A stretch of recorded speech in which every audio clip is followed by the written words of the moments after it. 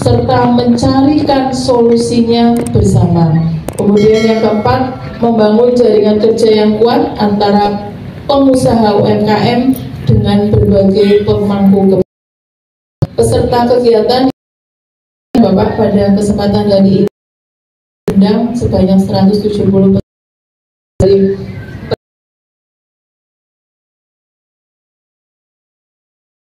Hari ini saya bersama dengan Bu Sisma, Kabid UKM DPU UKM Dinas Perdagangan Koperasi Usaha Kecil dan Menengah Kabupaten Cilacap. Mengenai kegiatan ini dalam rangka apa, Bu? Ya, ini adalah kegiatan rapor UMKM. Ini agenda rutin di tempat kami di DPK UKM Kabupaten Cilacap. Ini merupakan event atau kegiatan dalam rangka untuk mengembangkan dan memberdayakan UMKM di Kabupaten Cilacap. Tema yang diambil saat ini adalah kita ingin membentuk lembaga inkubator bisnis pada pemerintah Kabupaten Cilacap. Kita hadirkan stakeholder pentahelix. Di sini ada kehadiran pemerintah diwakili oleh OPD terkait, kemudian ada masyarakat selaku pengusaha UMKM, kemudian dunia usaha dan perusahaan, dan ada perguruan tinggi dari akademisi yang hadir. Kita ajak kolaborasi dalam rangka membentuk lembaga inkubator pemerintah. Ini kan beberapa waktu lalu di Bapeda juga ngadain kegiatan peningkatan UMKM, Bu. Ini kalau inkubator bisnis itu seperti apa sebetulnya, Bu? Kalau inkubator bisnis itu semacam laboratnya UMKM, mulai dari startup sampai nanti UMKM itu bisa mandiri maupun go ekspor. Ini adalah wadahnya. Jadi media inkubator ini memberikan fasilitasi dan pendampingan kepada UMKM di Kabupaten Cilacap. Nanti tentunya yang kita fasilitasi terbatas. Kalau sesuai regulasi hanya 20 minimal UMKM yang bisa difasilitasi inkubator. Harapannya dalam waktu 1 tahun nanti ini UMKM ini bisa mandiri, go ekspor atau mungkin nanti go internasional. Kalau yang dibina pengertian UMKM ini yang berproduksi atau Bu menghasilkan produk tertentu atau seperti PKL perdagangan biasa, Bu? UMKM itu kan lebih luas ya, lebih luas ya, dari yang memproduksi maupun yang hanya menjual saja itu disebut pelaku usaha, pelaku UMKM. Jadi tidak hanya yang berkutat pada produksi. Kalau di sana ada IKM ya, itu ke industri sifatnya. Jadi yang memfasilitasi lebih banyak adalah dinas ketenagakerjaan dan perindustrian. Tapi kalau di kami semua baik yang memproduksi, menjual, reseller atau hanya memajang produk punya orang lain pun itu sebagai pelaku usaha. Jadi semua luas untuk UMKM. Kalau yang sudah diinventarisir unggulan yang siap ekspor ada, Bu? Ada beberapa produk-produk yang sudah siap ekspor di Kabupaten Cilacap. Kalau datanya mungkin lebih teknis nanti saya sandingkan ya, tapi kita sedang saat ini dengan Bapeda sedang menggodok penetapan produk unggulan. Di samping OVOP ada 8 produk unggulan, ada lagi 5 produk unggulan tambahan. Sebenarnya sudah termasuk di OVOP, itu ada stik sukun, selai pisang, ranting, batik, kemudian kerupuk tenggiri, itu menjadi produk unggulan. Mungkin itu salah satu nanti yang akan kita godok di lembaga inkubasi. Cukup, Bu. Ya, terima kasih kepada Bu Sisma, Kabid UMKM Depredakop Cilacap. Terima kasih, Bu. Pak Bio, tadi kegiatan inkubator UMKM itu gambar lebih jelasnya bagaimana itu, Pak? Oke. Jadi tadi hari ini saya Bio Adi Kusuma diundang dari teman-teman Cilacap untuk datang ke Cilacap dan diminta untuk memaparkan tentang inkubator ya, karena Cilacap diminta untuk kementerian karena salah satu kota kabupaten di Jawa Tengah yang belum membuat inkubator daerah. Jadi di sini kita tadi sharing kepada teman-teman tentang pentingnya inkubator itu seperti apa, teknis pelaksanaan inkubator seperti apa, mengingat pengalaman saya yang dulu pernah menggagas beberapa inkubator level nasional. Kemudian yang di Jogja juga kita juga menceritakan inkubasi bahagian dari inkubator, dan kita juga memberikan gambaran tentang layanan-layanan apa saja idealnya yang ada di dalam inkubator. Jadi kalau orang berpikir inkubator itu identik dengan inkubasi, ya benar, cuma ada layanan lain gitu kan. Nah jadi tadi kita memaparkan itu di teman-teman sekalian. Satu, goalsnya adalah kalau dinas tahu harus ngapain setelah ini. Yang kedua adalah UKM tahu harus ini akan ngapain. Jadi intinya inkubator itu dalam rangka untuk membangun sebuah ekosistem kewirausahaan yang kalau bahasa luarnya orang kenalnya bukan inkubator melainkan business enabler gitu. Business Enabler. Sip. Apa ada yang, karena seringkali seminar khusus tentang pengembangan UKM tidak pernah memberi dampak gambaran ini UMKM misalkan jaring punya pengembangan global atau apa. Jadi banyak pelaku usaha yang setelah ikut pelatihan itu kan nggak jalan karena biasanya pendampingan nggak ada gitu ya. Atau mungkin orang dengan kompetensi tertentu masuk ke sebuah materi dengan kompetensi yang berbeda. Nah itu juga ngefek. Jadi untuk inkubator itu sendiri itu adalah sebuah wadah di mana menerima siapapun masuk.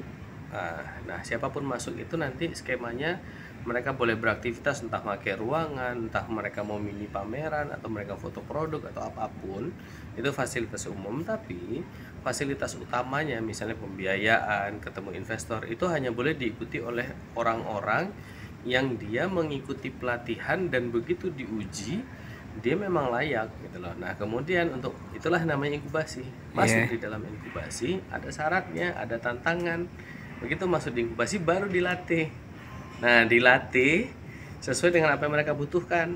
Nah habis itu dicek lagi, dilatih sampai 1-2 tahun.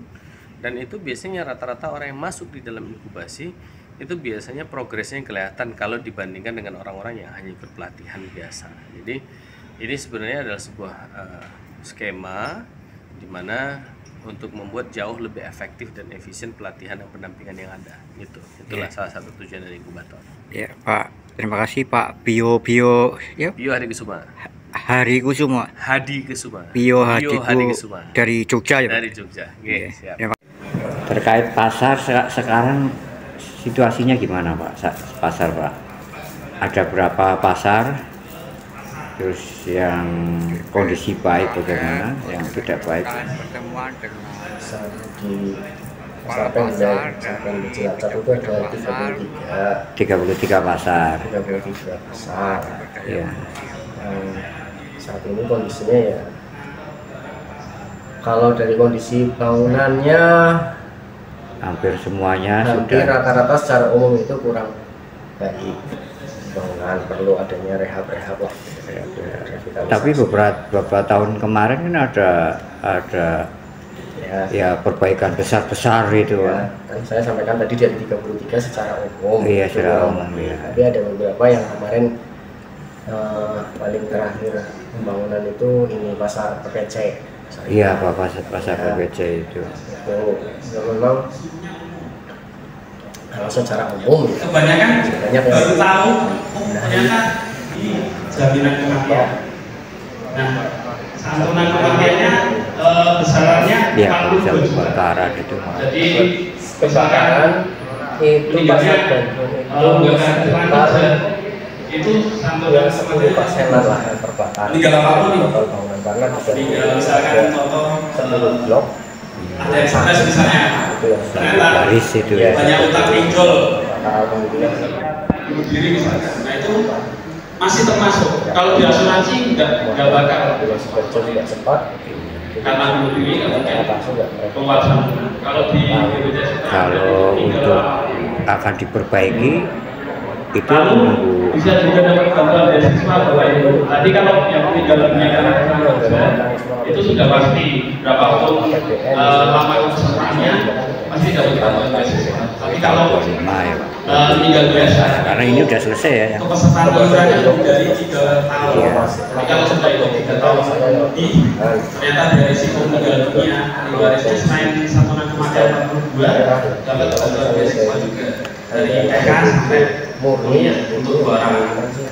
Nah itu 2 program itu tadi itu adalah program dasar, iurannya 16.800. Nah itu bisa jadi kesulitan ketika si ahli warisnya mencar-mencar, misalnya ada yang terjadi. Itu karena yang kebakar kan sebenarnya hanya 1 blok. Jadi kalau kita mau merehab yang 1 blok itu aja, itu dijelaskan. kita coba kombinasi dengan blok. Ini tinggal intinya koordinasi Pak. Jadi kalau ketika ada kesulitan, kita kan nggak ada tahu nih, misalnya kayak Bapak yang di pasar itu ya Pak. Nah itu misalkan ada kesulitan itu bisa langsung konsultasi ke kantor kami Pak, di bidang pelayanan.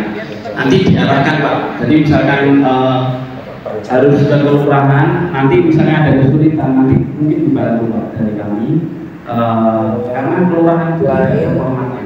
Jadi ketika ada yang meninggal warga itu sudah tahu surat keterangan waris. Berapa banyak malam yang pada bocor. Pasar yang baru itu PPC kemungkinan juga atapnya itu ada apa namanya? Kemudian bagaimana tadi kata kuncinya agar kita UMKM itu bisa anunya pintu masuk juga kemarin banyak yang mengeluh dagang pasar PPC.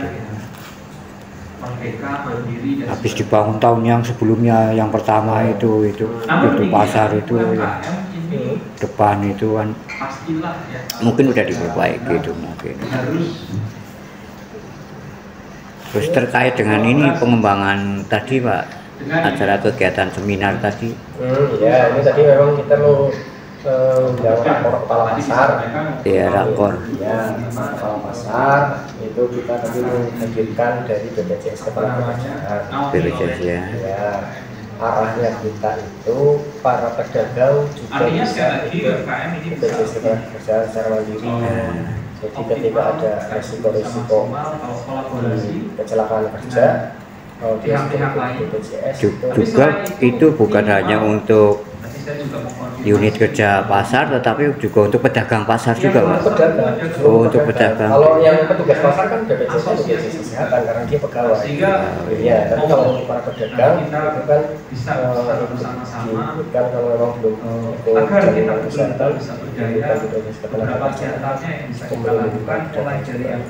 itu nanti anunya apa biaya untuk anunya pedagang sendiri ya mandiri. Jadi itu kita sosialisasi ke kepala pasar, nanti kepala pasar bisa sambung ke para pedagang. Kalau pedagang responnya cukup baik, nanti coba dijembatani antara BPJS Ketenagakerjaan dengan apakah kita diam saja itu tidak kerja. Terus pasar itu semua kan perputaran ekonomi. Kadang kalau kita mendekati masalah mereka biasanya pada permodalan itu salah satu hal yang utama. Apa ada koperasi itu Pak yang di sana yang dikelola pemerintah di tiap pasar misalnya?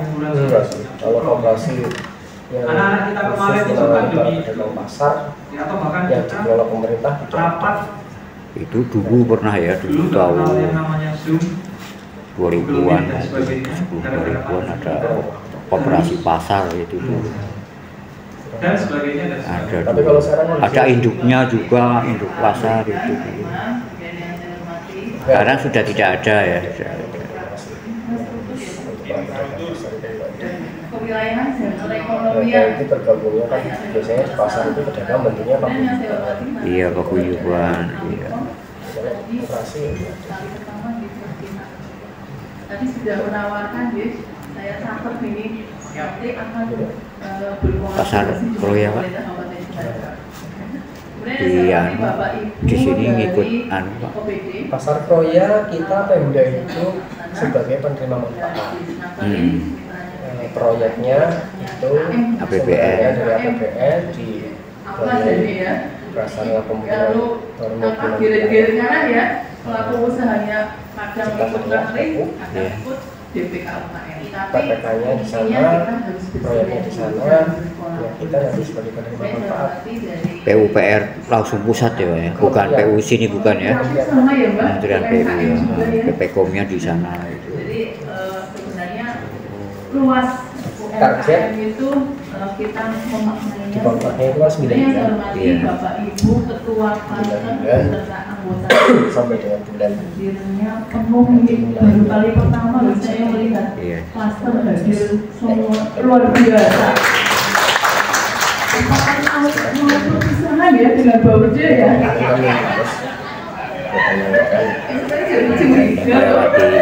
Mulai Desember ini artinya itu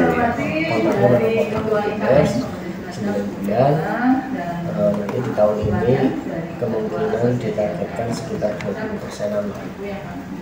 Ada nggak yang keinginan konstruksi bangunannya yang seharusnya itu diharapkan oleh DPU UKM Cilacap ini berbeda dengan hasil PU itu, misalkan Pak, dengan nilai kontraknya sekarang ini segitu itu. Ya, kalau bangunannya itu kan sudah ada DWD-nya. Iya, ada. Iya, di desain itu sudah ada. Ya, gambarnya apa namanya pelaksanaan pengerjaannya sesuai dengan DWD-nya itu. Nggak ada pengurangan apa sehingga belum enggak. Ya kita sih lagi mengusulkan ada penambahan lempar. Cuma itu juga suasana dingin, minumnya kelapa muda. Pilihnya jangan abal-abal. Menjadi pelaku usaha tidaklah mudah karena harus tahan mental dan profesional. Dulu arealnya bisa mundur ya. Kaitannya UMKM dalam signifikan ekonomi yang pertama adalah sumber penghidupan utama. Ini pasti karena mayoritas atau jutaan penduduk Indonesia sektor usahanya adalah dari UMKM. Kemudian pembangkit ekonomi lokal. Nah, ini yang diharapkan tadi. Bagaimana UMKM bisa berdaya, gitu ya, bisa menggiatkan atau mengembangkan ekonomi lokal. Apalagi tadi prioritas penjabat Bupati Cilacap salah satunya juga itu dalam rangka memberdayakan ekonomi lokal dan penurunan pengangguran. Ini PR kita bersama. Kemudian yang ketiga adalah inovasi dan kreativitas. Dari sektor UMKM kita selalu berinovasi. Bagaimana bisa mengembangkan produk kita agar laku dan bersaing dengan produk-produk yang lain. Tadi disampaikan juga oleh Pak Andi, ini strategi juga dalam rangka bagaimana kita mengembangkan usaha agar ya bisa bersaing dengan pasar global bahkan internasional. Lanjut mungkin. Nah, akan tetapi UMKM ini juga ada tantangan Bapak Ibu. Tadi Pak Andi juga menyampaikan, jadi saya cepat saja. Akses untuk pendanaan terbatas. Lagi-lagi modal. Walaupun ada kur ya, kalau di UMKM, tapi pasti Bapak Ibu sudah apa ya? Kalau bisa ya jangan dari pendanaan melalui kur. Lagi-lagi ketemu dengan pihak perbankan. Kalau bisa mengembangkan modalnya. Nah, harapannya ini Pak Andi catat dari CSR ya, setuju. Masukannya ya. Nanti silakan bisa melakukan pendekatan dengan perusahaan-perusahaan agar bisa memberikan bantuan atau program-programnya terhadap UMKM di Kabupaten Cilacap. Sudah banyak yang support, SPI, Pertamina, semuanya mensupport untuk pendanaan terhadap UMKM. Kemudian yang kedua adalah keterbatasan teknologi. Ini mau tidak mau disadari atau tidak pelaku UMKM tantangannya ini. Jadi semakin terbatas untuk mengakses teknologi dan informasi. Tidak bosan-bosan DPK UKM tadi disinggung juga bagaimana melakukan digital marketing. Hampir persentase pelatihan yang kita laksanakan arahnya adalah ke sana untuk bagaimana menguasai teknologi dalam rangka untuk mengembangkan UMKM. Kemudian yang ketiga adalah persaingan pasar yang ketat. Akses pasar, pemasaran tadi sudah disampaikan. Kalau produk UMKM yang potensi ekspor dan akan dibuatkan profil oleh Dinas Perdagangan Provinsi Jawa Tengah untuk bisa disodikan atau mungkin dikenalkan kepada buyer-buyer yang sudah memang melirik produk-produk dari UMKM Cilacap. Kemudian yang kedua adalah integrasi rantai nilai. Ini menghubungkan UMKM dengan perusahaan global, tentunya sama tadi dalam rangka akses pasar internasional. Lanjut. Ya, 5 menit tadi Pak. 2 menit lagi. Oh, 2 menit lagi. Lanjut saja Mas Prima sampai ke apa yang sudah kita lakukan dalam rangka mengembangkan dan memberdayakan UMKM melalui PLUT ini. Lanjut Mas. Ini adalah layanan-layanan kita atau fungsi PLUT ya Bapak dan Ibu. Mudah-mudahan UMKM yang hadir di sini klasternya sudah pernah ke PLUT dan merasakan atau memberikan apa ya, menerima manfaat dari kehadiran PLUT ya. Kita memfasilitasi selain legalitas pendampingan usaha, ada juga terkait dengan kemitraan. Nah ini yang terakhir ini yang perlu kita push adalah penyelenggaraan inkubasi. Lanjut. Ini layanan PLUT kita banyak sekali Bapak Ibu. Jadi ada mulai dari tadi ya legalitas usaha, konsultasi bisnis, kemudian sarana promosi juga. Kita ada galeri UMKM di sana. Dan kemudian ada seleksi serta kurasi. Jadi setiap yang ikut pameran tidak hanya daftar, kita kurasi ya Bapak Ibu. Lanjut. Ini sama, jadi yang sudah kami sampaikan di depan, intinya PLUT UMKM sudah mengembangkan dan memberdayakan UMKM melalui perluasan akses pasar, peningkatan daya saing produk, kemudian pengembangan kapasitas SDM pasti karena pelatihan kewirausahaan ada di sana, dan akselerasi akses pembiayaan. Kami mencoba mensinergikan, mengkolaborasikan dengan CSR BUMN yang satu-satunya kami miliki adalah BNI cabang Cilacap. Kemudian ada koperasi Bapak Ibu, kemudian lembaga non perbankan juga kami libatkan terkait dengan ada Basnas, kemudian Lasis. Kita sering kolaborasi dalam rangka mengembangkan UMKM di Kabupaten Cilacap. Lanjut Mas, 1 menit kayaknya. Kemudian strategi pemasaran UMKM berbasis digital Bapak Ibu, kami laporkan walaupun ini mati suri ya, ciblon karena kalah saing dengan e-katalog. Karena kebijakannya lebih besar, banyak digunakan di katalog dan kalah bersaing dengan Gojek maupun Grab atau mungkin Shopee. Kami tetap mengembangkan ini, berupaya agar ciblon ini bisa digunakan oleh pelaku UMKM dan dirasakan manfaatnya. Walaupun bentuknya baru etalase, kelemahannya memang seperti ini, tidak bisa untuk jual beli, hanya etalase saja, sehingga ini yang perlu kita kembangkan lagi. Mudah-mudahan supporting dari Bapeda ada untuk mengembangkan ciblon ini terhadap produk-produk UMKM. Kemudian ada padi UMKM, ini juga sudah banyak terlibat UMKM kita. Lanjut. Nah, kemudian kami mempunyai program yang dinamai program Sobat UMKM. Jadi Bapak Ibu bisa memanfaatkan PLUT, tadi disampaikan oleh Mas Andi juga, Google Finance.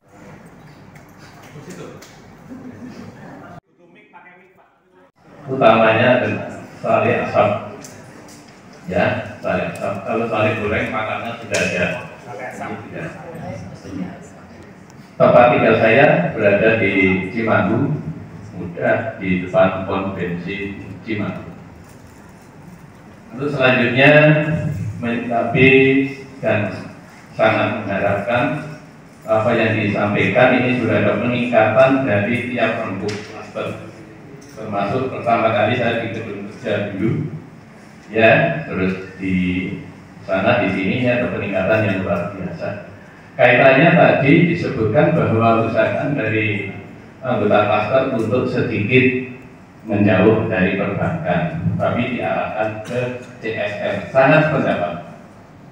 Dan saya sangat mengharapkan bahwa nanti klaster itu rembuk sendiri, kebutuhannya apa, otomatis melalui CSR prosedurnya bagaimana difasilitasi dari Pemda agar supaya para pelaku UMKM itu bisa tambah permodalan dan mungkin tambah fasilitas yang lebih modern. Karena sebatas yang saya ketahui dari ujung timur sampai ada ujung barat, ngepres sale, ini terutama dari sale, vakum itu dari rakitan sendiri yang diinjek pakai kaki di lantai. Bayangkan Mas. Ya, ini tidak saya sebutkan. Tadi dari timur juga ada, karena dia padahal dipasarkan online. Itu rakitan sendiri. Dan saya sudah pernah pegang ya rakitan sendiri itu diinjek di lantai. Nah, terus saya menemukan yang lebih mentereng lagi, itu yang sudah Mbak Sale ya kan, itu yang pakai alat satu alat bisa sekali ngepres 6 kalau plastik kecil, tapi kalau plastik besar bisa 2. Ini memang harganya cukup lumayan, ada yang 12.500.000, saya survei di Majenang, ada yang 15.800.000. Itu lebih modern. Nah ini terutama khususnya untuk Sale, mungkin dan yang lainnya juga ada. Jadi narasumber yang luar biasa juga, ya Mas Andi, nama saya Sulwira. Boleh nggak Mas, yang saya terakhir Bisma deh Mas, yang Mas Bisma, saya Bisma 3 sebelum yang terakhir. Saya senang banget dengan slogannya, nanti saya juga akan kedepannya lagi. Dan saya sangat menyimak itu. Sangat menyimak tadi juga. Oke, nah ini bangkitnya, oke itu tadi. Bangkitnya UMKM Cilacap, produksinya favorit, omsetnya melejit, dan pelaku UMKM-nya menjerit karena teman-teman nantinya akan mendapat pesanan-pesanan dari teman-teman yang lain atau juga laris manis ya. Dan kemudian yang di depan lagi, mungkin yang tadi saya ingin sampaikan adalah strategi permasalahan yang berbasis digital. Ini adalah poin utama di bisnis masa depan. Ini mungkin yang sangat penting bagi kita semuanya, karena bahwa bisnis masa depan itu akan dipakai untuk anak-anak muda atau anak-anak yang berjiwa muda. Mungkin itu yang berambut gondrong itu masih berjiwa muda, jadi masih bisa diikuti ya. Kayaknya lagi aktif juga jadi dia lagi aktif. Oh gitu ya, oh lagi digital ya, jadi dia aktif ya mas asetnya ya. Oh gitu ya, bedanya banyak. Baik, karena set anak muda yang akan bersaing itu adalah bisnis di masa depan. Nah, bisnis masa depan itu akan diberikan kendalinya adalah anak muda. Jadi menurut saya kita gengsi pada kita itu ayo fokus aja untuk diproduksi untuk pelaku usaha ini ya. Daripada nanti kita atau saya diajari tentang bisnis digital marketing kok nyambung ya, karena pensiunnya udah berapa, pensiunnya sudah berbeda tahun 70-an sudah berbeda dengan anak-anak yang muda. Jadi biarkan anak-anak muda dan mungkin ya karena bikin PDX itu nggak bisa sebelah saya.